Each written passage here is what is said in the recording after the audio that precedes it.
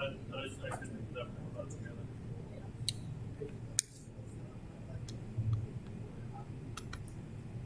What were you telling me respond to that thing? Yes. All right. Hello. So today we're going to have kind of a lecture, seminar, sort of a thing on the Flint water crisis. I have not posted the slide notes yet, but I don't think you really have to take them. So wave at me if you really, really want them up there. I'll do that real quick before I get going. But it's basically going to walk you through what happened with the Flint water crisis and why, and share some stories that I have. So turns out that, well, first of all, how many of you know something about the Flint water crisis? Heard of it? When I arrived here, it was pretty recent news back in 2016 because it was like just sort of settling and everybody was discovering a lot of what happened, and litigation is still somewhat ongoing to date. So we'll mention some of that. I'm not sure if I have the most current of what has recently happened. And by the class, somebody said they heard that some sort of charges have been dropped recently, or at least there was some news article about that. So we'll talk a little bit about that. But the big picture is that we had several crises together, really. So it's not just one crisis. And this was Flint, Michigan. So if I were to show you a map of Michigan, or if you talk to any Michiganders, they'll probably raise their hand and be like, I'm from over here, or we're talking about over there, or I like to use my other hands, just do that, right? So got a map up here. Of course, Michigan is the MIT. It's got a little extra. If we're to look at the real map, it's got more land up there. The Upper Peninsula, or where all what they call the Upers, for the UP, Upper Peninsula, they call them Upers. It's kind of funny. So that's Michigan. I ended up living in Lansing for 2 years, and it corresponded reasonably closely with the Flint water crisis stuff that was happening before coming to Louisiana in 2016 in August. So you got here right before the flood? Yeah, so I moved in 2 weeks before the flood. The furniture arrived like a week or so before, and then class was about to start, and then the flood happened. Now, thankfully, it was a really weird experience for me. Nothing compared to anybody else had, because thankfully we just moved into an apartment. We were on the second floor, and we were okay. And there's like this lake behind the apartment complex that filled up like immensely. It was really crazy, but cars didn't flood. Our apartment didn't flood. We were totally fine and knew nobody that was in town. We just knew no one, right? So we didn't even know anybody that was harmed, right? That was the weird thing. So fortunate, but also like, how can I help someone? Or like, I don't know. It was a really strange experience. So, but yes, that's when I moved in, right before that. So I sort of experienced that, although not to the same extent. So I'll walk you through a little bit of my timeline in Michigan, and then here, because we're going to take a look through that entire timeline.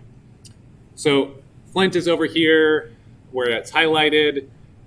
Detroit, for reference, is here, with Ann Arbor kind of neighboring. Lansing and East Lansing here. If you ever talk to anybody from Michigan State University, they'll be like, it's East Lansing. It's not Lansing, it's East Lansing. And it's like, they're basically the same thing. It's like the Canada Ocean. You drive a mile away and you're in East Lansing, and it's kind of funny how they are. Grand Rapids is not over there. Can't see. Is right here, and so on. So I'm showing you this, and we'll take a look at Google Maps itself in a couple minutes, because the water source is pretty relevant and a big reason for the crisis in the first place. So, big picture, what happened? Well, there was lead in the water being served to the Flint community. Simultaneously, there was a Legionnaires outbreak. This is a little less well known. There were also some issues with rashes, people developing skin rashes. We'll talk a little bit about that. The Flint water treatment plant also had issues where they weren't disinfecting enough. So they had coliform counts that were too high. Therefore, they started over-chlorinating and created a whole bunch of disinfection byproducts during this. So we'll talk about those pieces of it. But ultimately, the real problem I would say 90% of the problem and 100% of the lead problem was a lack of corrosion control. I think I've mentioned it to you guys when we talked about hardness and kind of mineralization. Well, we want to operate our distribution systems in such a way where we cause mineral deposits in our pipes. Eventually they'll close up, and that's a problem, but it's a much better problem than to cause them to deteriorate by having a slightly oxidative or corrosive type environment where you're starting to cause the pipe to rust. And there's no mineralization, none of that. And so you could go one way or the other. We prefer, rather than have our pipes rust away and then have holes and breakages, we want them to accumulate. And so eventually we might have to replace them because it's constricted. Just a much better problem to have. And it's really not super relevant to the water mains that are massive. It'll be the smaller connecting pipes anyway. So, the Flint water crisis. I'm going to shift my webcam thing around a little bit. So we'll begin by saying that kind of the history here is back in the 1900s, sometime 100 years ago or so. Lead was a pretty common substance to use in either the pipes themselves, could be some combination of lead and metal, could be pure lead, or maybe just the connections, the soldering, lead soldering to join pipes. It has been very convenient for many years to use lead. So if you think about lead in the periodic table, the symbol for it is Pb. That should remind you of the word plumber. It comes from the same Latin root. The word for plumber in Latin was essentially the lead worker or something like that, right? It's the same Latin root because back then in the Roman times, lead was very convenient. We can find it in nature in this zero valent state, meaning it's like the metallic form. It's like solid lead. It's pliable. You can pretty easily mold it, heat it, use it. It's just very handy, except for the fact that it's toxic, right? And they didn't really know it back then. And pewter dishes, when combined with tomato juice, etched the lead out of the pewter. And so for a while, I think in maybe the early colonial days, we thought that tomatoes were toxic because they were causing lead poisoning. Because use that, the acidity would take the lead out of the pewter, and so people for a while thought tomatoes were bad. So anyway, it's pretty commonly used, and it's actually not a problem. Again, if we operate our system so that we've got mineral scaling rather than pulling off the minerals and causing stuff to dissolve. So those are in the ground, and to date, we don't know where they are exactly. One of the other problems. So we put in these lead pipes, 1900, 1905, whatever it is, and maybe there was a blueprint back then. Maybe they described where the pipes are. Probably not, right? There's probably some documentation about the water mains or stuff like that, but who's going to have records from over 100 years ago of where exactly our premise plumbing is? Probably no one. So that in itself has been a big challenge. And as they've done renovations, they've done like some machine learning stuff to estimate, to guess where things are, and which you don't even know which homes have a leaded connection to them based on the lack of records in the history, right? So there's some serious issues with, can we just replace them? Well, yes, but how much is that going to cost? And how much, like, do you have to dig up the whole yard to find the pipes? Like, what do you have to do to actually perform that? So anyway, the 1930s through about the 60s, we had a very large auto industry boom coming off of World War II, just the industry in general. There was a lot of steel and steel industry, all of that up in Michigan, what we might call the Rust Belt, that area, we had a huge boom, so we had a very large population surge. There were several manufacturing plants in Flint itself, so it's very big part of the industry up there. Drew a lot of people, provided a lot of jobs, all of that. But then after the 60s, kind of had a bust, right? So this is where we get the Rust Belt term. All of these auto and steel industry, industrialized manufacturing was going away, and perhaps there's some important history there as to what kind of policy or whatever decisions were made for that to happen. But regardless, we end up with a localized economic depression, if you want to call it that. So people that can afford to will probably move away, get a job somewhere else. And the people who were not able to, maybe some jobs were left, but not many, what are they going to do, right? They're going to be stuck there. And then from an infrastructure perspective, you've got, a city that was essentially had developed to the point where it could handle 200,000 people or something, and now you've got 70,000 people. So now that smaller portion is footing the bill for all the infrastructure costs, or supposedly would need to keep the infrastructure running as it should. And so this has then been a chronic issue, not just Flint. A lot of places have suffered the same plight, but that's kind of a bit of the context to moving forward. So it turns out that one of the things that Michigan did to try to help with this was to implement a revenue sharing program for tax revenue across cities. And so, maybe Detroit was having a really hard time of it, but Grand Rapids was doing okay. So to take some of the tax revenue from Grand Rapids and send it over to Detroit. And while I was living there, we did pay taxes in Lansing for Lansing city tax. In kind of the 2000s, and I'm not sure if this was gradual or if it was just kind of took a little while to happen. But basically that decade, the state government decided this revenue sharing program ought to stop.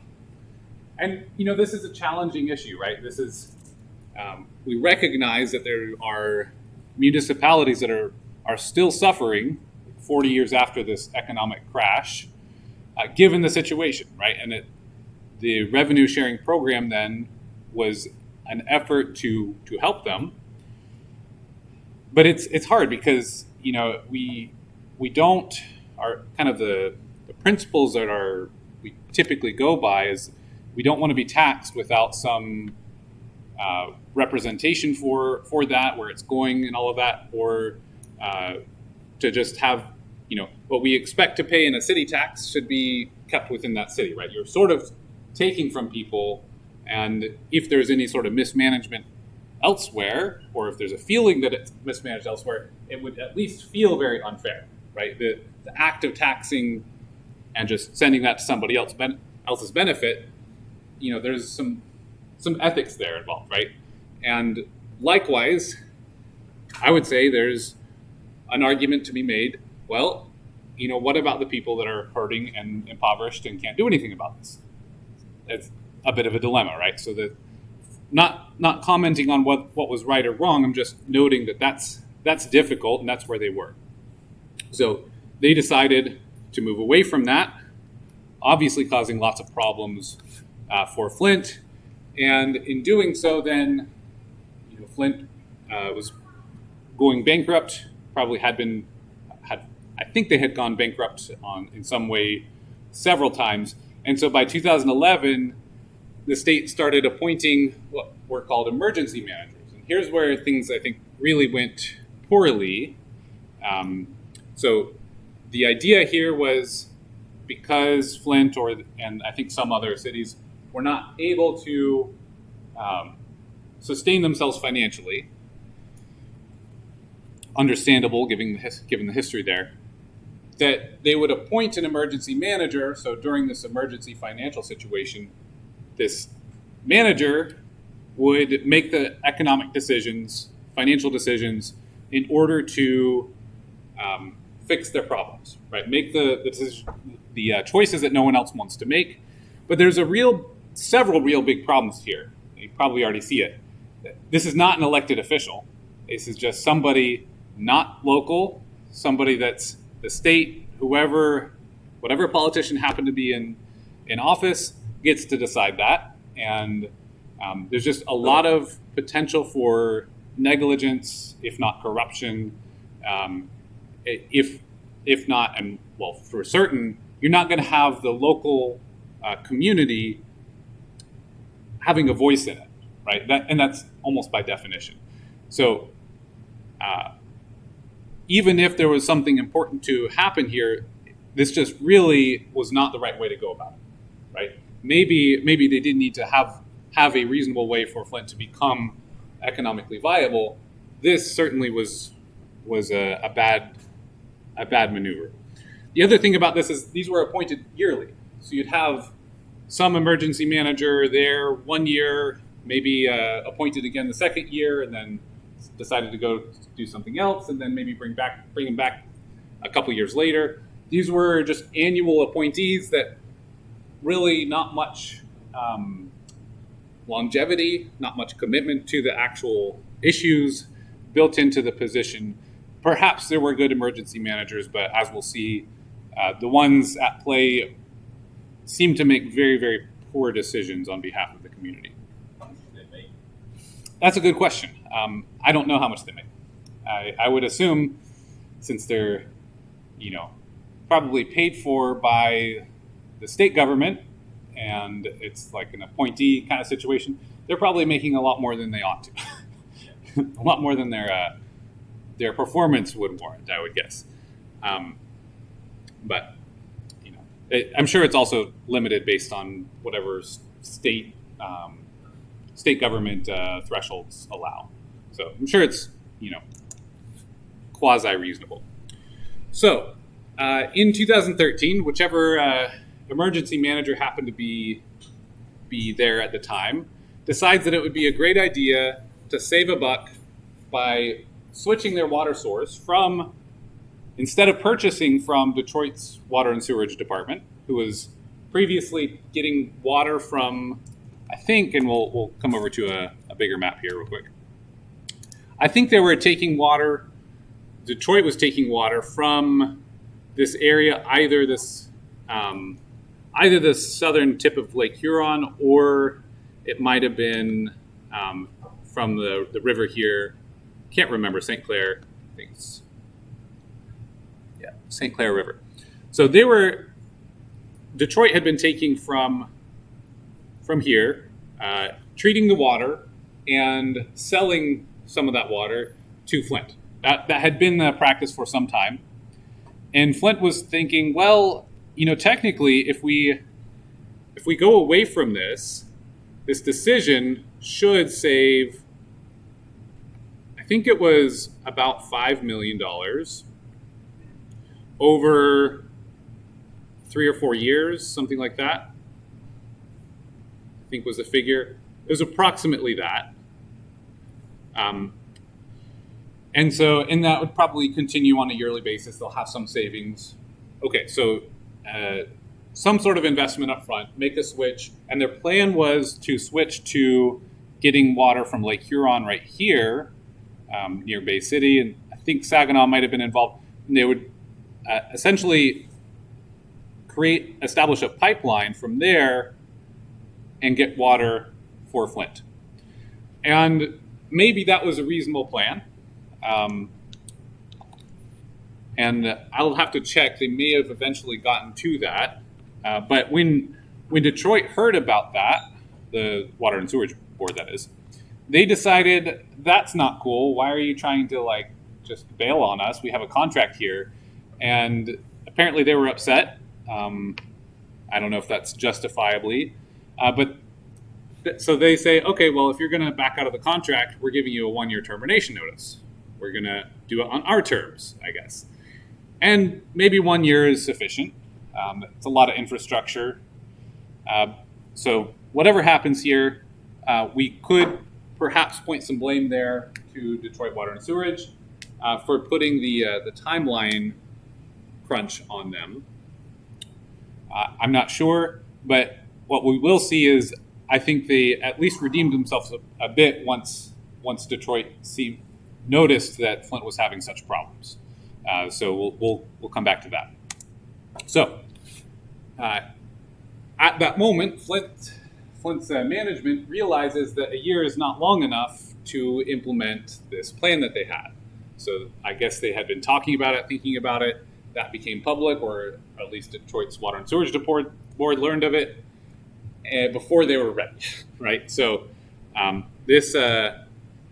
they realize it's going to take too long to make the renovation. So in April of 2014, at that time, by the way, I'm still a graduate student in Georgia. Flint decides to use the Flint River for their water source, for their water supply, which happens to be a bit more corrosive than Lake Huron. And what we'll see is they didn't add corrosion control like they needed to. The other thing about the Flint River is that if we take a closer look at Flint River is coming through here a little bit west, coming down through, and goes through Flint proper. And the locals would know that the Flint River has a kind of a reputation of not being so clean. There's been a lot of industry in the area, and before some important regulation was in place, there was a lot of dumping of nasty stuff into the Flint River and around. So I think today some of the sediment, some areas are pretty contaminated in the Flint River, especially the sediments with some nasty chemicals and probably heavy metals. So some of the Flint River is definitely not so great. Now, to take a surface water intake, you should be able to avoid those spots, avoid kicking up the sediment, or perhaps place your intake above the known contamination spots. Should be all right. But from this, and I'll be very charitable to the governing officials and say that I would bet they would expect the locals to be upset about it on principle, right? Even if they're getting clean water. So they probably have an expectation that the Flint residents are not going to be super happy with this, but that they should be able to use it. That's the most charitable I can be towards them.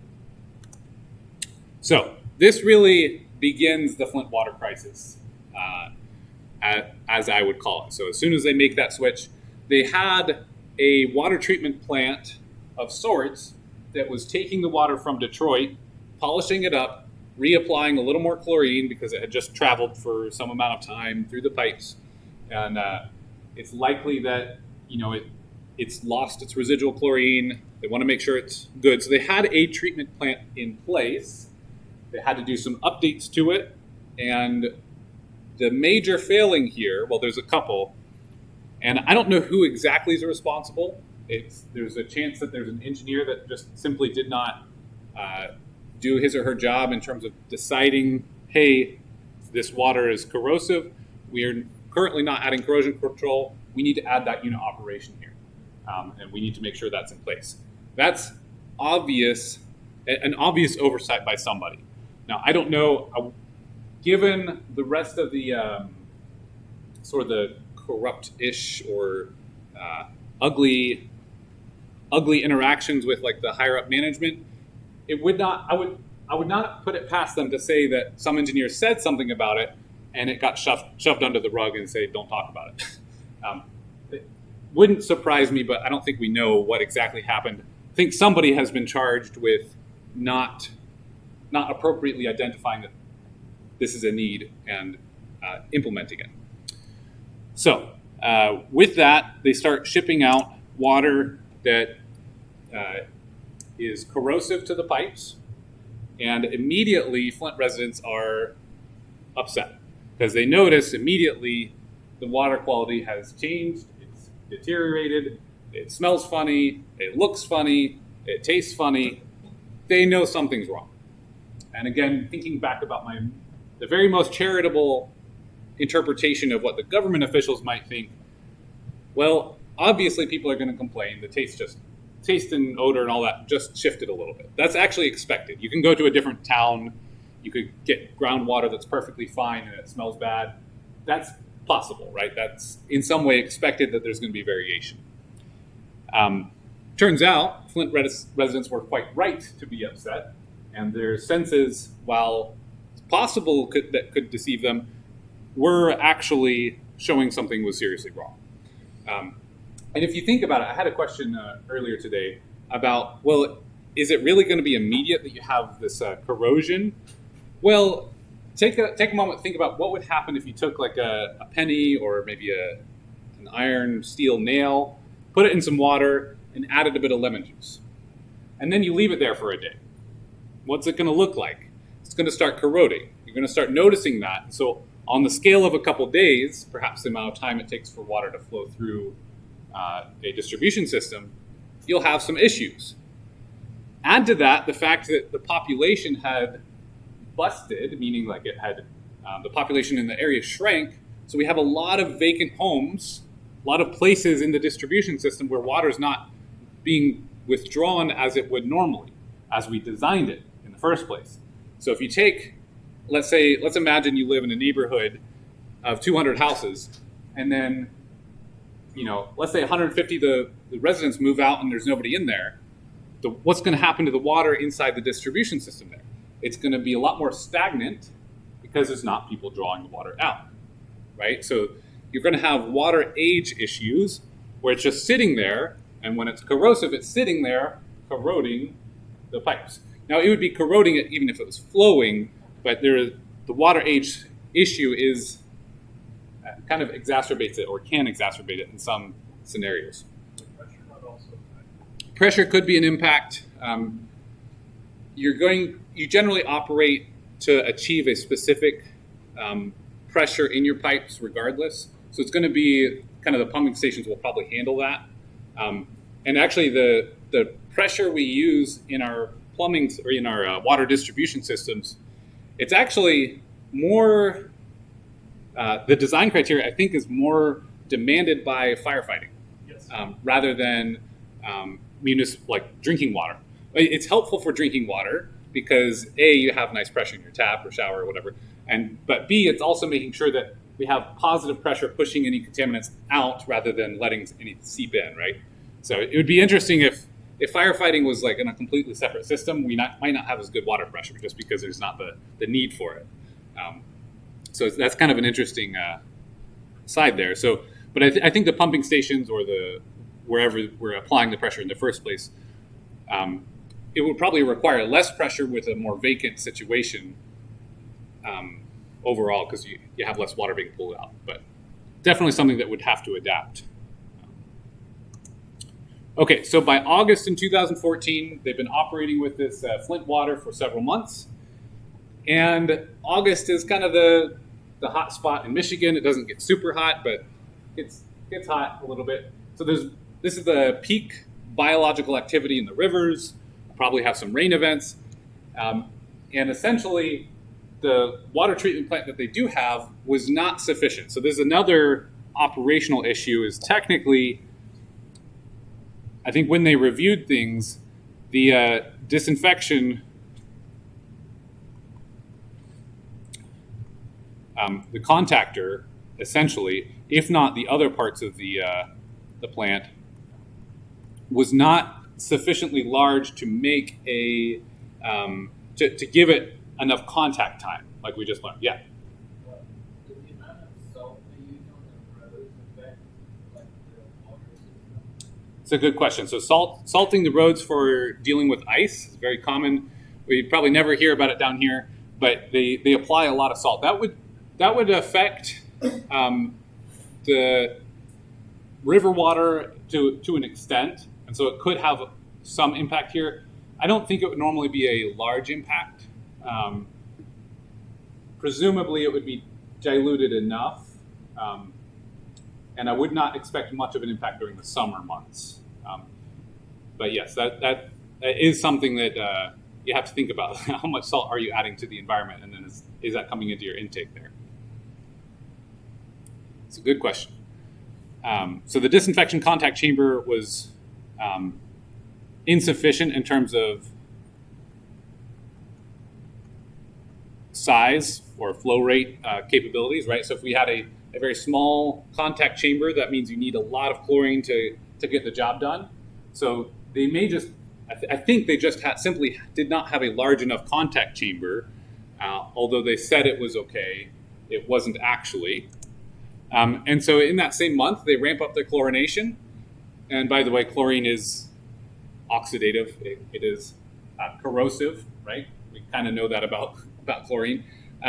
So they add a whole bunch more chlorine, and what do you know? They get hit for trihalomethanes. That's the disinfection byproducts. So it's reacting with all these organic matter stuff in the water and forming lots of these toxic byproducts. And so they're over the limit there. So they had too many bacteria, so they ramp up the chlorine, and so they get this disinfection byproduct. So they're really showing to the world that they're not doing so well, right? Because this is public. This is they had 2 boil water advisories, which triggered them to add more water or to add more chlorine. And by the way, the boil water advisories, it's pretty atypical to have them because of a treatment plant failure. Like that should not happen, right? That's the treatment plant should have enough safety factors, enough stuff in place where the boil water advisories are normally from, we had a water main break. Now some groundwater probably seeped in, or we're concerned about that. Even though you still have some pressure here, you're getting water shipped to you, there's repairs being made, there's contamination potential, right? So for the next several days, boil your water, or some other disruption, maybe some sort of weather, maybe earthquake, whatever the case is, something disrupted, typically the distribution system. It's relatively rare to have that happen at the treatment plant itself.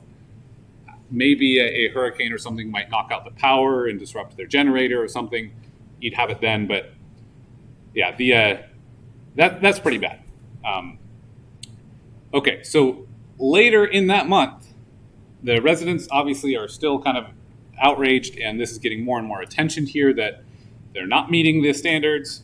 So they finally get things somewhat under control. And so still in August, this, by the way, that's when I technically graduated from my grad school. The officials are saying, hey, water's safe now. You can drink it. You can drink it. You're fine. The water's safe. It's coming out of the plant. We've got the fecal coliforms under control. We're no longer going over with our disinfection byproducts. I don't know if they're saying all that. However, the city officials that are working in the city of Flint refuse to drink the water, and instead they're getting truckloads of bottled water delivered to their office and drinking that instead. So pretty gross, we'll say. All right? So quite hypocritical.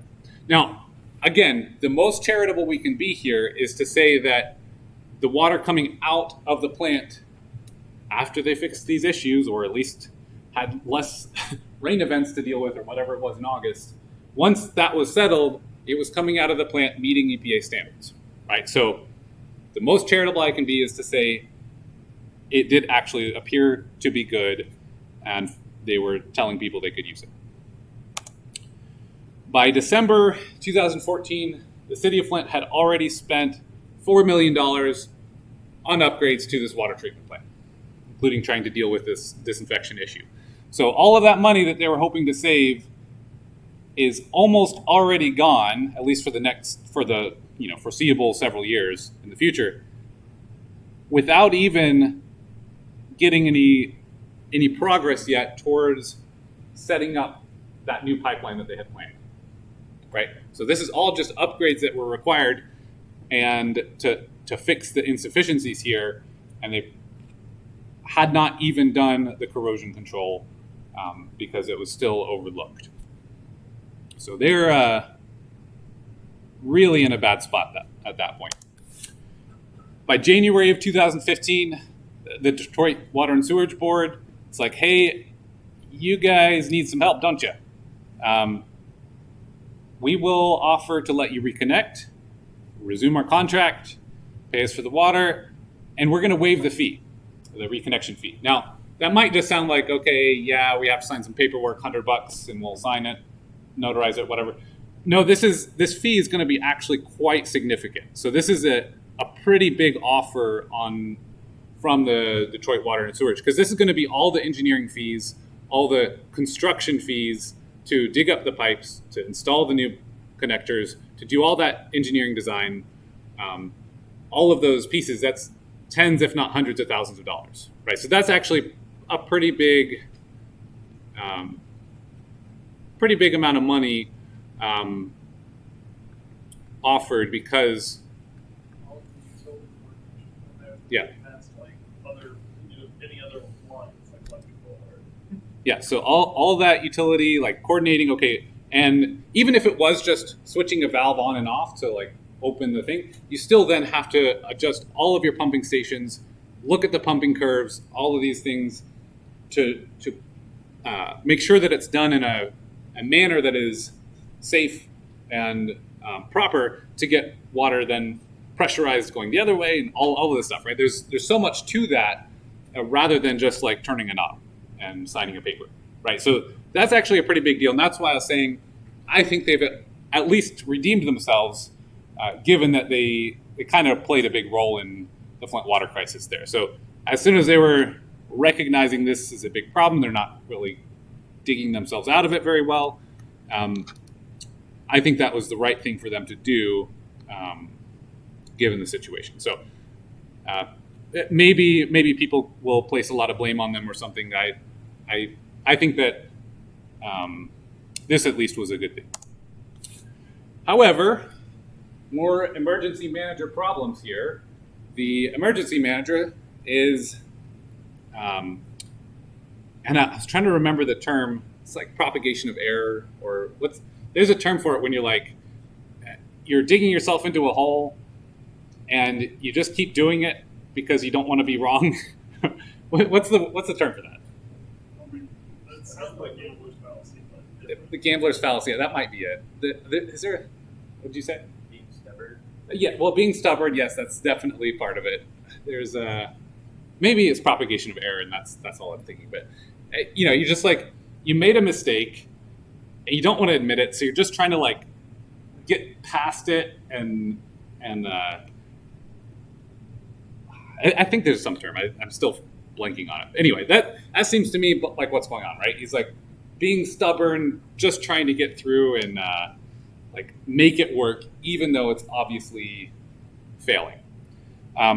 So that's pretty awful because whichever emergency manager that is just essentially decided to continue poisoning his residents, right? That effectively that's what happened. He didn't know that, I don't think, or she. I think they were just. I think it was he. By March of 2015, the city council is really fed up with this, and they hold a vote and unanimously vote to reconnect to the Detroit. But of course, this emergency manager is still dwelling in his errors and hallucinating that he's doing a good job at life or something, and decides to veto that vote because the people obviously don't know better. He needs to save them money by poisoning them and making them go into more debt. Okay, I'm not being very charitable to him, but I think the whole situation kind of sucked, right? So, vetoes it. By mid-2015, this is where really the public learns about the lead problem. And this happens because there was a pediatrician.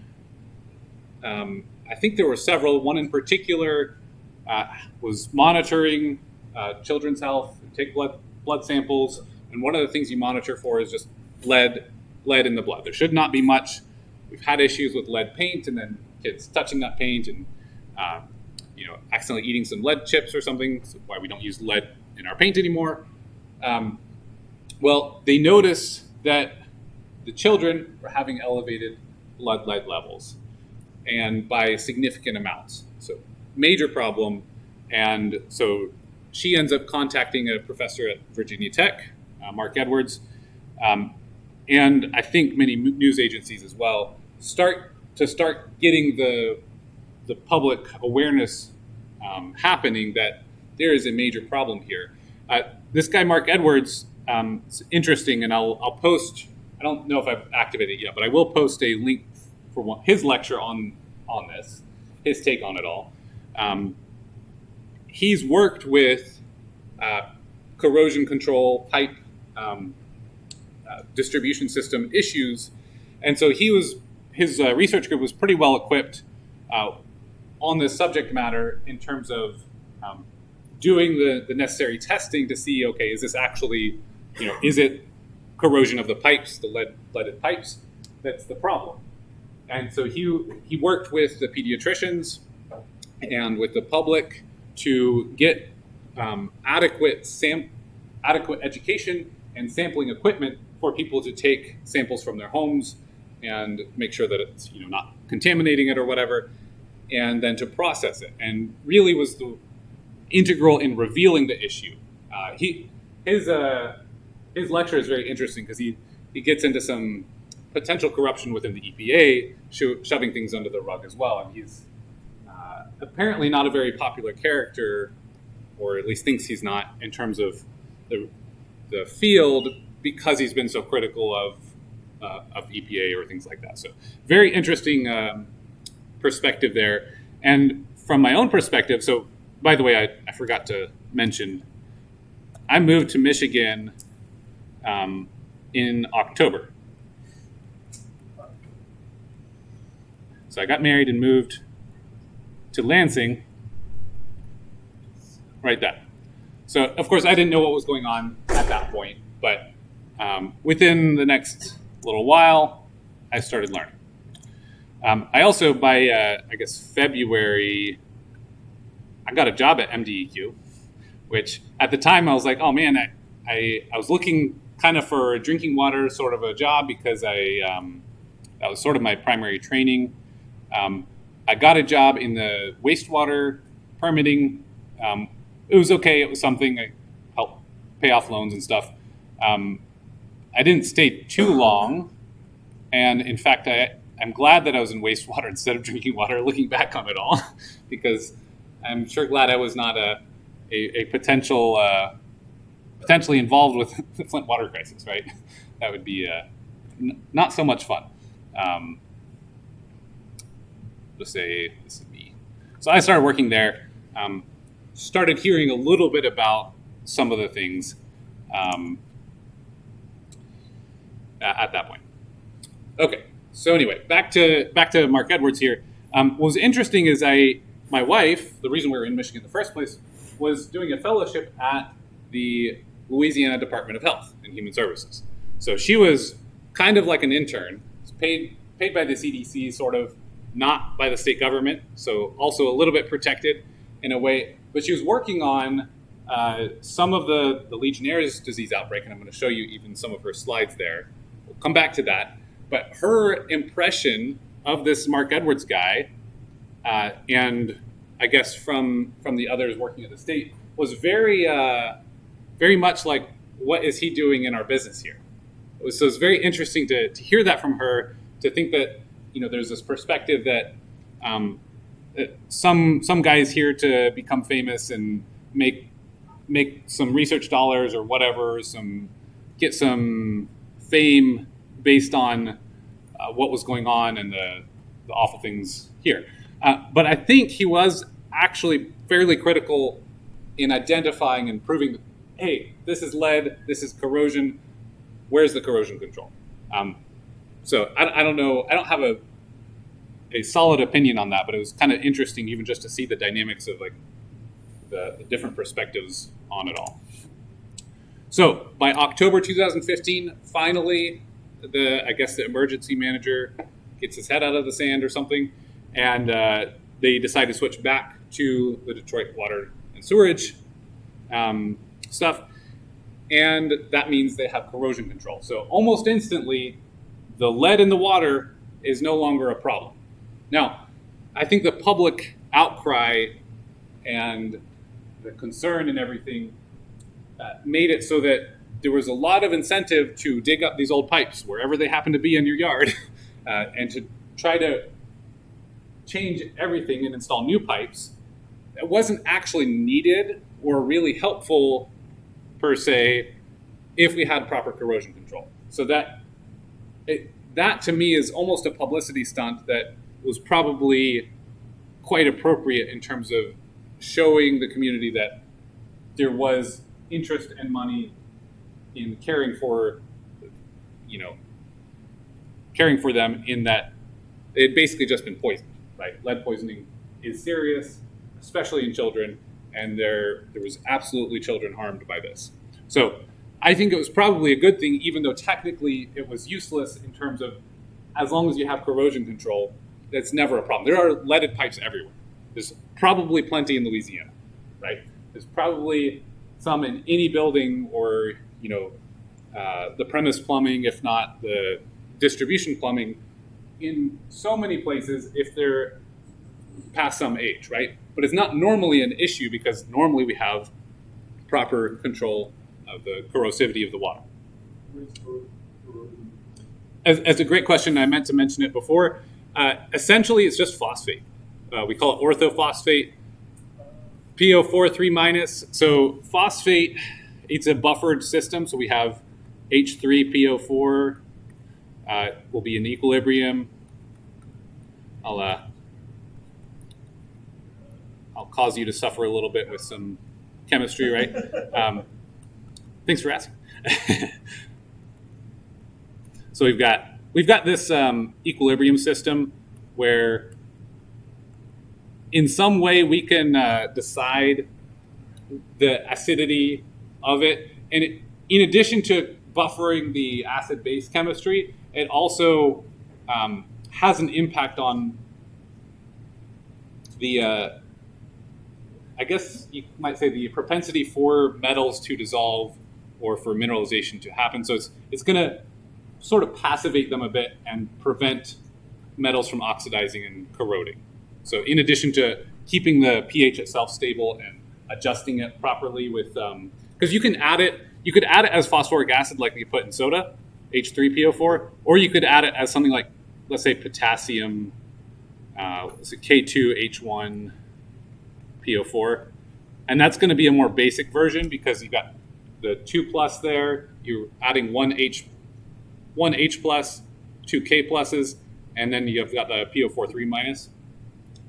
We could get into the alkalinity stuff in my other class. I did some lectures on that, so feel free to take a look there. Helps explain a little bit about how that's kind of an acid neutralization capacity that we're adding in a sense. So anyway, that's very helpful for corrosion control, and could definitely be, or should be added. And the Detroit water plant was adding it, and the Flint water itself was also more corrosive than the Lake Huron water, just by nature. Okay, by January 2016, the governor of Michigan finally admitted that there had also been an ongoing Legionnaire's disease outbreak. So not only were they poisoning children, they essentially were hiding the fact that they were killing some elderly people. I say that as if they were doing it intentionally. Obviously not. But, I mean, I think they were hiding it intentionally. We'll talk about that. But the Legionnaire's disease is basically a bad case of pneumonia. And so it primarily affected people that were already hospitalized. There was a lot of hospital-related cases.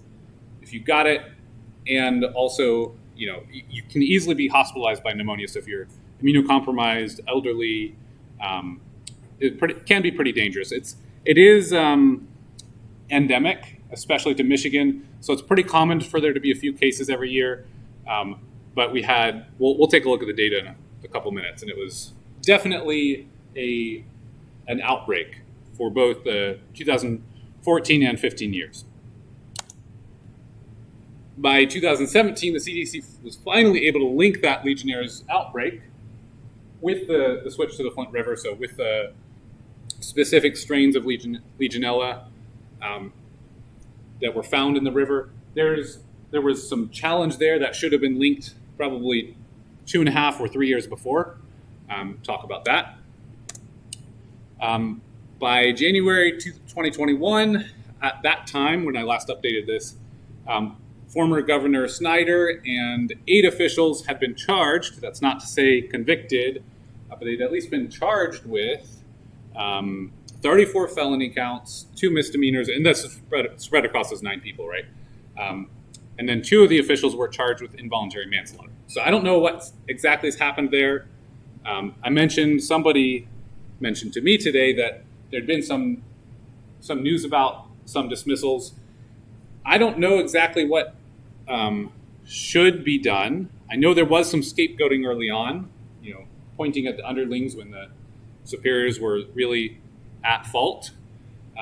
Sometimes maybe it should be somebody who neglected to account for the corrosion control. So I don't claim to know exactly who should be in trouble and what their punishment should be by any means. But I think that this has been a little bit ongoing, and if you go to the Wikipedia article, you can see there's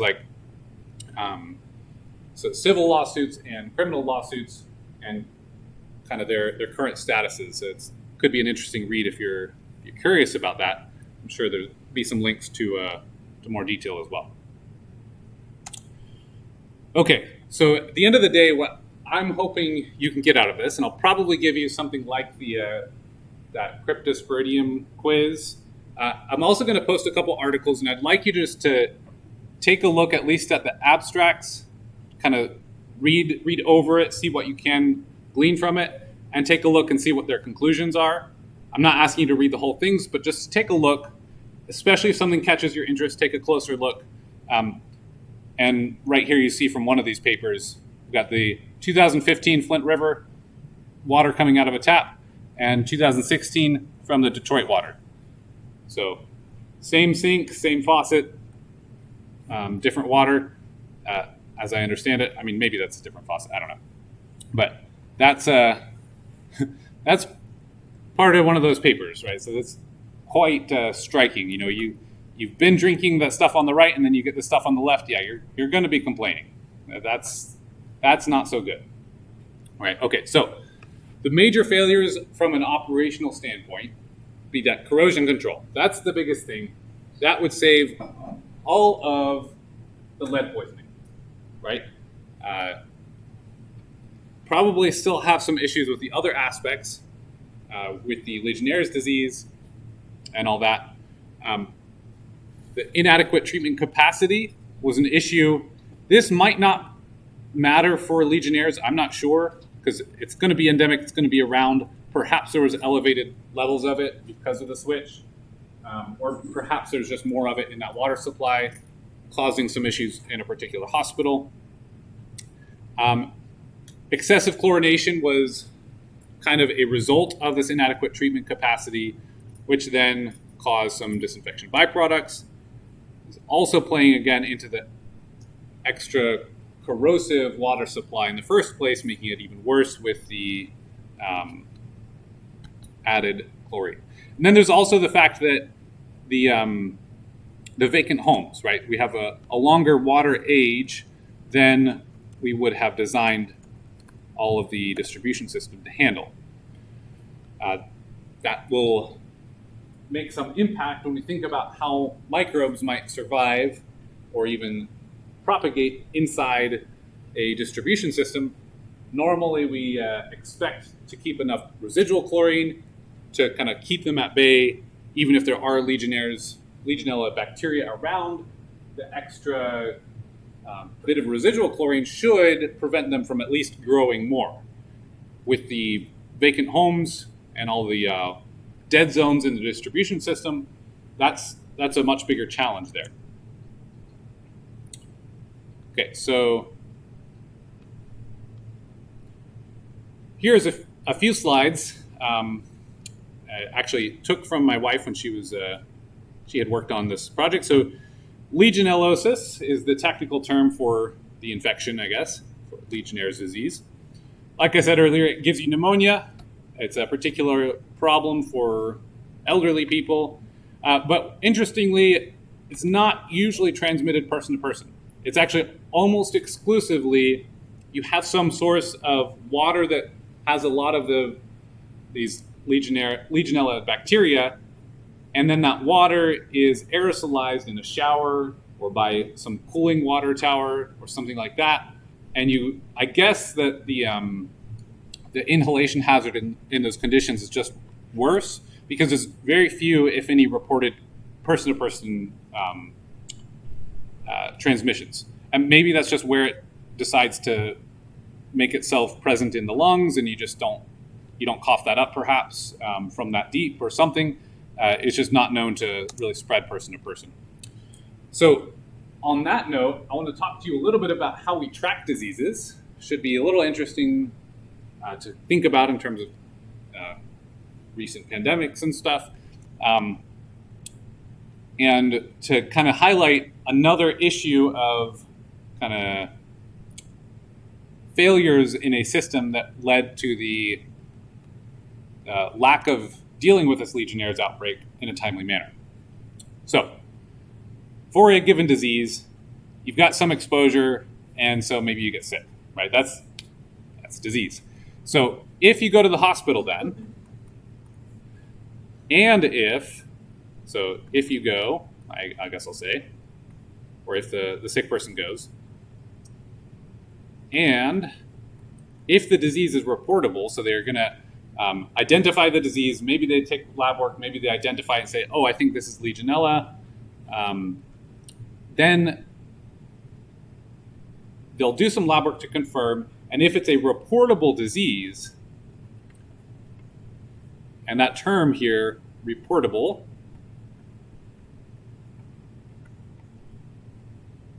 is really important. So there are diseases like the common cold that we do not report. So you get a cold, whatever. Nobody tracks that.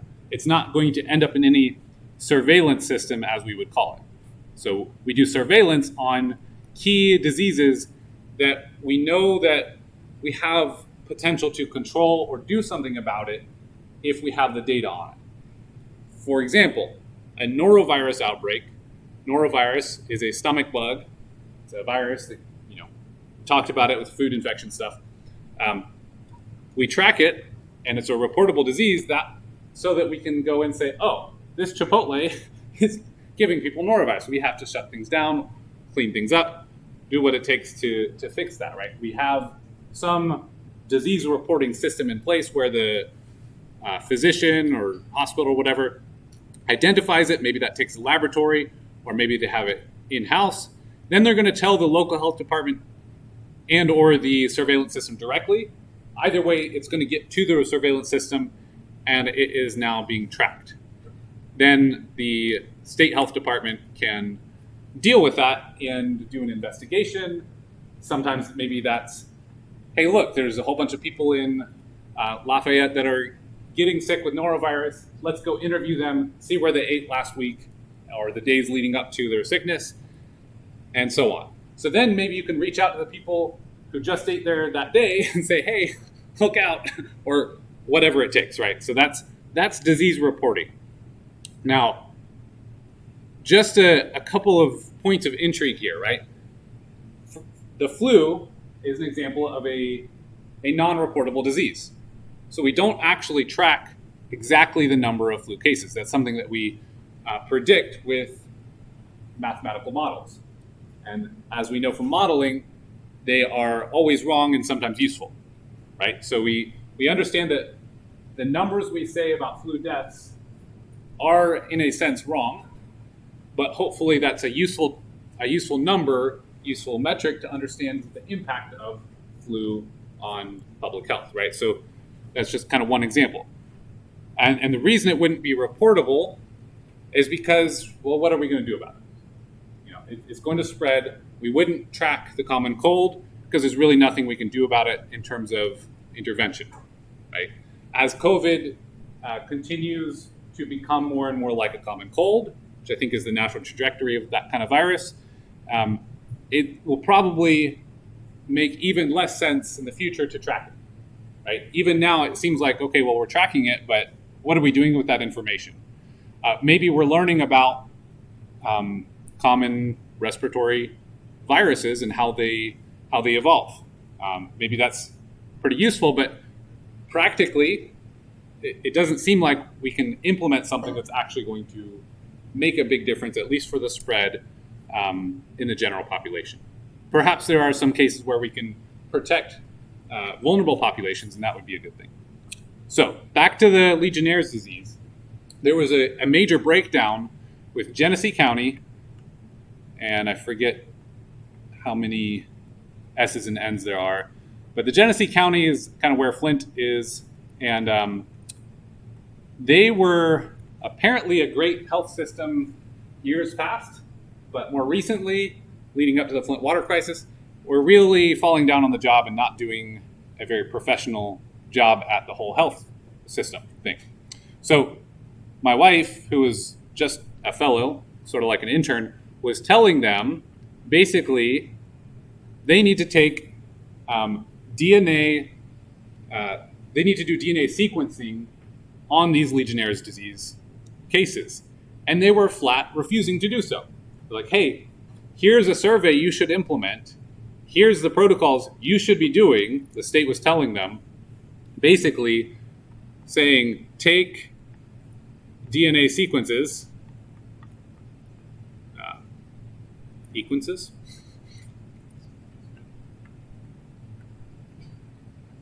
So they were telling them kind of, hey, you need to be doing this so that we can match this and see where it's coming from. And they were just flat out refusing. And then they were also asking for help, but not asking the people they should be asking, the state. So that's the next, it'd be like you ask your boss for help because you have a problem and you need to deal with it. Well, they were asking the CDC. And the CDC doesn't communicate with local health departments. It goes by design through the state health departments, right? It'd be like asking your CEO, hey, what do I do about, we're missing some inventory item. What do I do? Go talk to your boss. Why are you bothering me with this, right? It was kind of that sort of situation.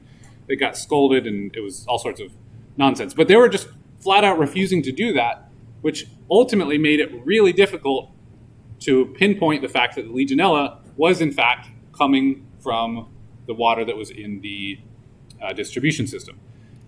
Okay, so here's what we called an epi curve, data that my wife helped to collect and plot here. So I mentioned earlier, Legionella is common, it's endemic, but typically it's maybe a case or two a month in the summer months, right? So 2010, that many, 2011, a little bit more in the summer, 12, a little bit more in the summer, 13, a little bit more in the summer, just that kind of typical pattern where you have a few cases in the summer. Well, 2014 hits, and what do you know? Right as April hits and the water system switches, boom, right? We have a very large spike in cases. And that continued in the following year, as we'll see some more data, but had another spike. Well, that corresponded quite well with the switch to the Flint River water. And here's some data that is recently published, neat article here, where they're taking a look and saying, okay, a lot of these patients had some exposure to this one hospital. Now, they call it Hospital A, and at the time, probably like in the middle of this epidemic, my wife knew that this was McLaren Hospital was having some issues. And the people in the local health department, or at least the state health department, knew that these were cases associated with this particular hospital. And they were told by their higher-ups to not mention it. Don't talk about it. Don't say this name. Well, it turns out that the people high up in the Michigan Health Department were closely connected with the people high up at McLaren Hospital. What do you know? So I'm just kind of blasting their name out there because they deserve it. And I think that's all over Wiki by now and stuff. So that's been happening. And actually, having seen this report, it is good to see that eventually they took some action, but certainly they should have sooner. But it wasn't just the hospital. So that's just kind of some side flavor here for you. Turns out that the red here is hospital-associated cases, So definitely McLaren Hospital here had some culpability. And it could be that they're getting water from the Flint River and they should be taking good care of their water that their patients are relying on to be healthy. And they should be keeping that water system especially clean within their own building, right? That's pretty standard. We have some cases, these gray ones, that are not associated with the Flint River or the hospital. These blue ones are associated with people on the Flint River water system. The gray probably also includes people who don't know. We'll see in a minute. You take surveys. You're like, hey, what kind of, you got sick? What kind of water system do you use at home? I don't know. Is it groundwater? Is it Flint River? Is it connected? Some people don't know, right? That's fair. So some people might not know, and so some of these are a little bit mysterious, but we can see that if we compare, this A is just showing those three. B here is just showing hospital or not at all, or anything but hospital, essentially. And they show a couple steps here. It'll be more clear in another graph in a moment. They just add more chlorine into their system. They do a hyperchlorination event. They basically flushed their system with a bunch of chlorine. Seemed like maybe that helped, but there were still cases. They do it again here. Didn't seem to help a whole lot because then they still had cases. Then finally, they did superchlorination with heat. So this case would be heat plus chlorine, so extra chlorine, where this is just extra chlorine. And then these lines, they finally added probably what they should have had all along was a chloramine doser to keep some residual chlorine at all times. So I don't know what regulations govern hospital waste or hospital water supply systems, or if there are any, but it seems to me like that probably should have been there, or they should have, given that they're a hospital, known there was a problem back then and acted accordingly, right? That seems, and by the way, that when I was saying my wife had some information about, hey, there's this outbreak, that was kind of somewhere here in the middle. There was time. And if we take a look, this is, by the way, all of these have the same x-axis. I just kind of split them apart a little bit. By the time we're right here, at the end of 2015, that's when the governor finally said, oh, and by the way, problem's been worse. We've had some deaths, attributed to this outbreak of Legionnaire's disease. And I'm sure they probably didn't even say it quite that bad, right? But that's the thing, is they should have been straight, honest and transparent about that. So within that hospital, here's not a graph of cases, but of water samples. And apparently they'd been sampling. So even more, I say, what the heck were they doing? Why weren't they acting accordingly? So we have a left axis of percent of the samples that happen to be positive. That's the blue dots. So at one point, I guess this is, I don't know what S14 is. Is that September? No. I'm actually not sure what these, some of them look like months and some of them just doesn't quite make sense. Anyway, at some point in 2014, 100% of their samples they took were positive. Did you make some sense of it? September. As September? Okay. Oh, August, June. Oh, July. Okay. That makes sense. I kept thinking like April. No. Okay. So that's September then. They have 100% positivity for this disease in their water system on multiple occasions. For every sample they took was positive for it. And then the amounts here on the right axis just saying like that's tens of thousands, if not hundreds of thousands of these bacteria per liter. Imagine aerosolizing that. You can understand why the people are getting infected. Okay, so what they do then? Well, hyperchlorination here maybe helped a little temporarily. Hyperchlorination here didn't seem to do a thing. Finally, they do that super clean with the heat and hyperchlorination and add the chloramine. And then finally, it's, they've taken care of it. So, and by the way, January 2016, we had an epidemic That's when the governor of Michigan decided to say it. Yeah. By the way, we didn't just poison all your children.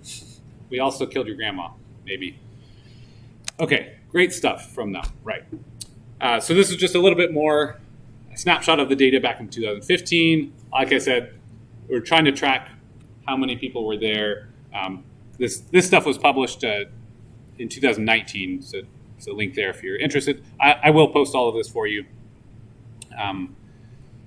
And yeah, so ultimately it was related to the hospital, McLaren Hospital. It was also just in the system, and it's also endemic, right? So there a few cases were probably just going to happen regardless. A lot of cases happened because that hospital was not. Yeah, and to be fair to the hospital, for whatever fairness they deserve, it probably was triggered by that switch to Flint water, and that made them have a problem. Then they should have cleaned it up a lot quicker, right? Okay. So any questions? I'll make sure to post all of this on Moodle. I'll probably put a quiz on it a lot like I've done for the Cryptosporidium. I'll do that probably after the next exam, just as a kind of give you some time to not think about it if you need to. Yeah, so this is a good case example of why the distribution system itself is part of our treatment train, right? All right, so that's all I've got for you, and we'll see you on Tuesday.